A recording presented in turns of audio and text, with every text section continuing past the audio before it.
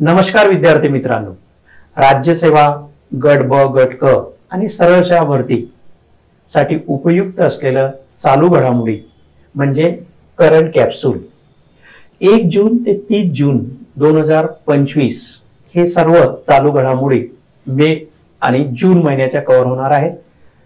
यामध्ये आपण वेगवेगळे सेक्शन केलेले आहेत।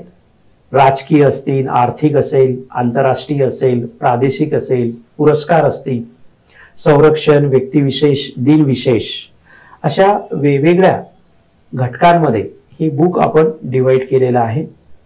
हे तुम्हाला फ्री मध्ये टेलिग्राम चॅनलवर उपलब्ध होणार आहे।